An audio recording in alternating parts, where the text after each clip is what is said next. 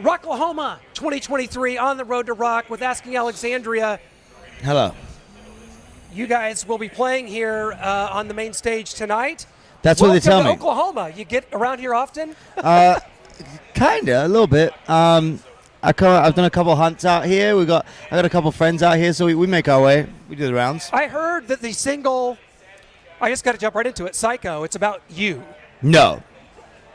I am, but it's not. That wasn't the writing That's what I subject. heard. I am, but it wasn't about me, but I am. It's a coincidence. Okay. Happy accident, as Bob Ross would say. I'm a huge Bob Ross fan. Did you ever see the theory that it's where he hides all the bodies? No, see, that's Garth Brooks. Have you seen that? I have seen that theory. Yes, I'm a big Tom Segura fan. But there's some website where it's like all of his paintings also match up to where they found missing people's bodies. Okay, so it's like the Garth Brooks thing. It's like the same thing, though. Yeah, Garth is definitely real, though. Don't sue me. Okay, thank you. I was like, one of them's got to be real, or I can't. Where are the bodies, Garth?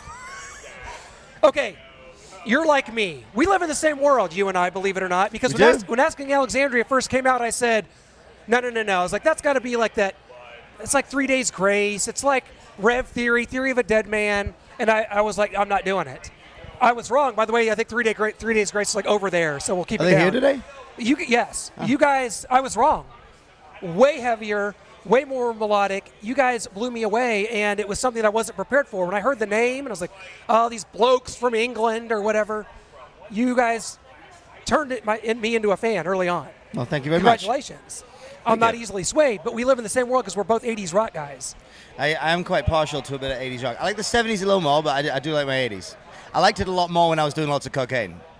The 80s or the 70s more? I liked the 80s a lot more when I was doing cocaine because it was faster. So did Hulk Hogan, my guy here. Yes. So you did an album. I want to go to his karaoke bar. Was it Under the Influence you guys did that was a paid tribute to? Is that what we called it? Yes. I don't remember. That was a long time ago. Okay. I looked at this once on a Wikipedia page, and I remembered it, and you don't remember the name of your own album? Yeah, I've done a lot of them. I've done a lot of albums. Okay, off the top of my head, we'll put the computer down. You guys did Hysteria, Kicks, Dr. Feelgood. Was it Dr. Fee? Yeah. Well, okay, and then it was also Here I Go Again. But fun fact, Yes, it wasn't it was. actually Asking Alexandria. You ready? Yeah. Okay, there was some like magazine. Was it like a magazine? It was Revolver, but it wasn't actually Asking Alexandria. It was my other band, We Are Harlot, and the label just put Asking Alexandria's name on it and put it out as Asking Alexandria, but it was never Asking. Really? Yeah. But it was because that was done kind of behind Harlot's back. It was nothing to do with Asking Alexandria. It was all the record label. They took it and did it. We refused to finish the songs. That's why Hysteria has a solo done on a Casio keyboard, not a guitar, because we refused to finish That's it. amazing. Well, you learn a lot here, and I'm so glad it's you because, we talked about how your bassist, Sam, has recently started doing interviews. He has. He's getting into it, and he's easing his way, and he did an interview with my good friend Chuck Shute recently, and he said that that song Psycho was about you, and, I don't know if that's going to cause a rift in the band or what. I think he's just telling people that I am out of my mind, which is not a lie. But no, only one of the songs on the entire album is a personal one. Everything else was kind of written for a purpose, and it wasn't like an internal thing. I hear a lot of Asking Alexandria is a band that early on, a lot of stories, like you guys had a reputation of hardcore partiers and a lot of whiskey.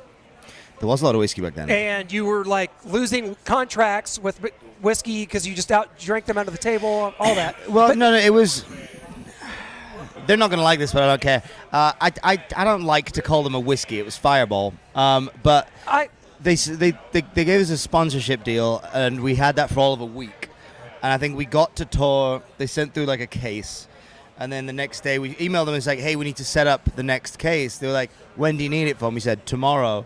They said, we just sent you a case. I said, yes, we drank that last night. And they said, we're not doing business with you. That is not drinking responsibly. We'll get in trouble.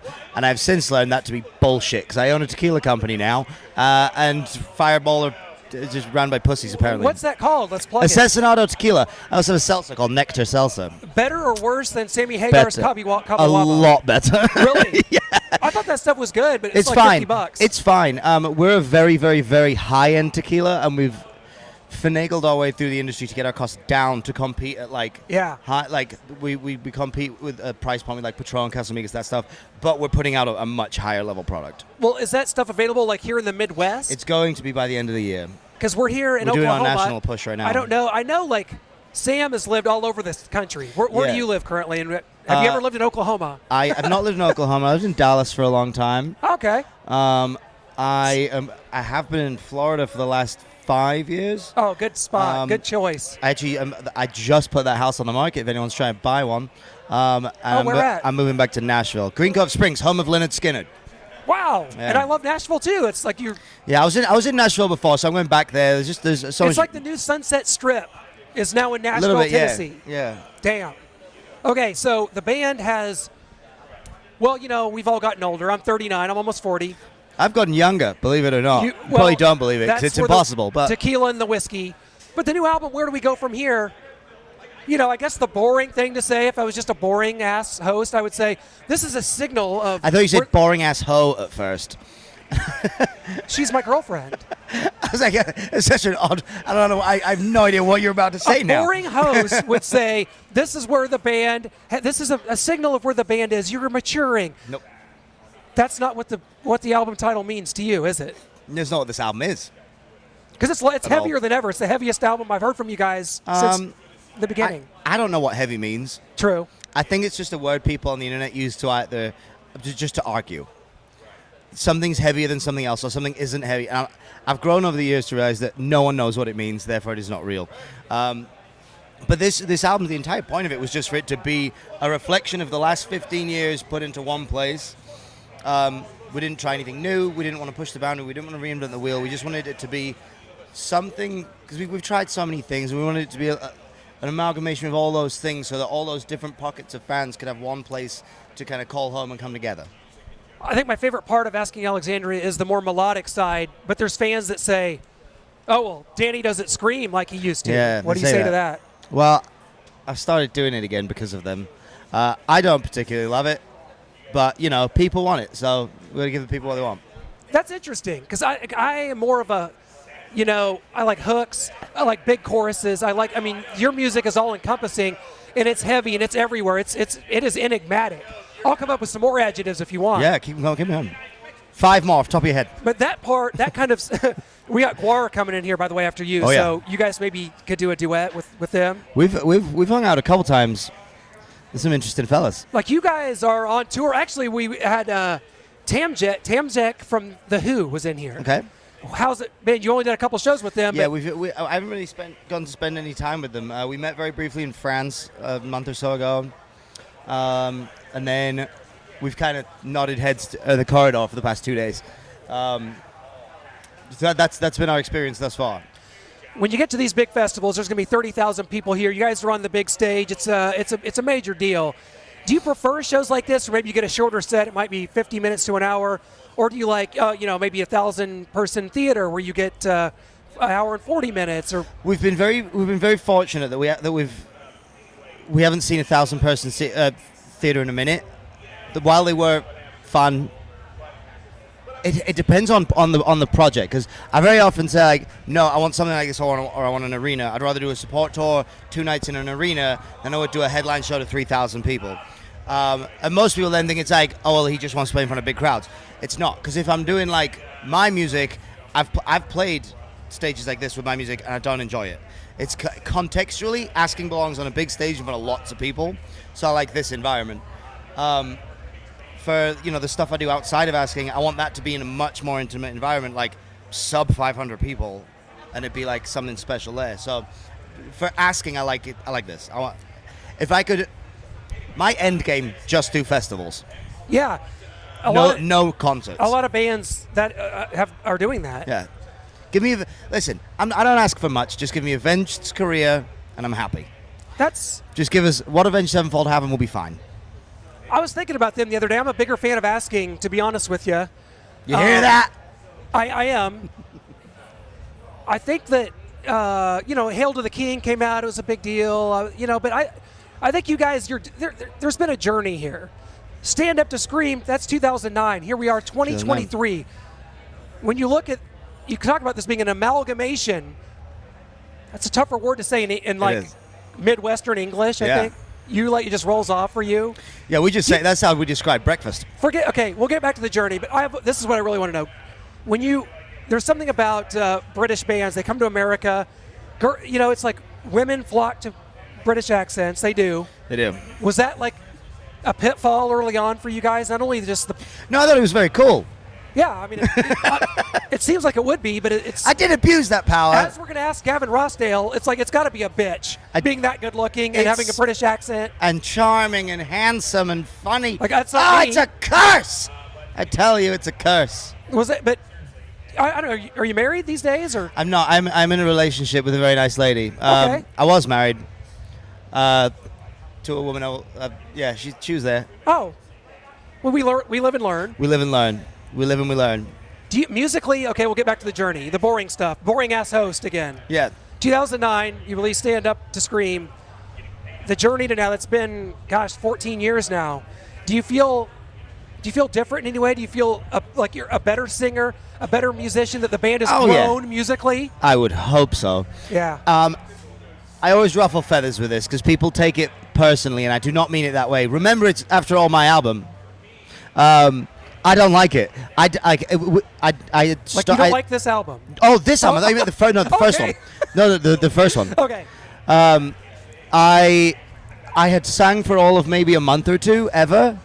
I was a guitarist before then. Yep. I was damaging my voice. The entire thing is auto-tuned, and it's like one or two words and then spliced in with the next two words, and because I didn't know what I was doing.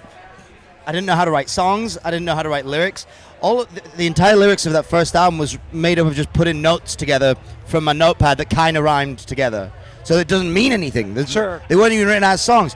So, I mean, from then to now, night and day, I'm like almost semi-professional now.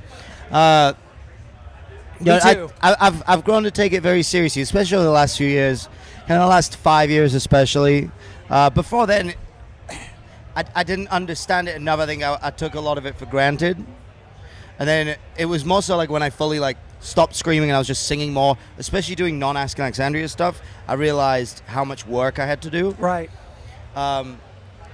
Because outside of singing rock music, singing's a lot harder. Yeah.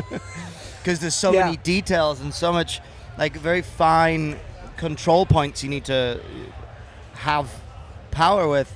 I think that, definitely made me a better singer and a better songwriter as well, working for other people. Well, last thing, as you're starting to put together a set list, I think it was Sam that said that you guys are really, kind of had to come together, and this was like one of the more difficult set lists to put together for you guys. How many new songs have you been kind of rolling out there? I mean, it's Psycho, Things Could Be Different, those kind of songs making their way in there yet? Psycho's not in the show. So I think we were struggling a little bit with set list, most not in terms of it was struggling where to start. And then I had this idea that I like to think is genius, but it's probably completely normal. Just right down the middle, standard. Where I was like, listen, this album represents all of the other albums. Let's just take the two biggest songs from every album, and then that's our set list. Not in that order, but... Right. I wish more bands would do that, honestly. Yeah. I would, finally get to hear Kiss sing Crazy Nights. Could you imagine? Not a Kiss fan, are you? No, I'm not a Kiss fan. And with that, thank you. This is Clint Slicer from Rocklahoma reporting live. It's been great. That splits rooms every single time. Could you at least listen to 80s Kiss for me? I have done. I used to be in a band with a guy whose favorite band in the world is Kiss, and he tried to force it on me. Well, I could see how that, maybe that's why it's like a bad memory of. I like singers. Let me introduce you to Paul Stanley, whose octaves are as high as anyone's in the 80s. But it's not the range. Okay. I don't care about range. Yeah, I get that. It's like the delicateness of singing. I prefer blues and pop singers over most rock singers. I get that. If we're going to rock singers, it's Steven Tyler. Yeah. It's Steve Perry. I mean, you have to. Vince Neil David Lee Roth. The pinnacle. The pinnacle. Right. That's what I love, and it's the reason why Crowbot, who just played, I love. So good. Yeah, I know. That's all that gets played in my gym. is Crowbar, and that's it. A little bit of Soundgarden every once in a while. I think that's fair enough. I'll tell you what, this is going to be awesome tonight. Asking Alexandria on stage here at Rocklahoma. Oh my God, has it been a pleasure. I feel like we're kind of kindred spirits. When I heard Sam on with my friend Chuck, I was like, I don't know, I think I might get along with that Danny guy a little better. And it has happened. There we go. Here we are. We're going to move in together. Thank you so much. Have a great show tonight. Have a great tour with The Who out there across the country. Catch it if you want to. Yeah, if you feel like it. Thank you so much. That's great.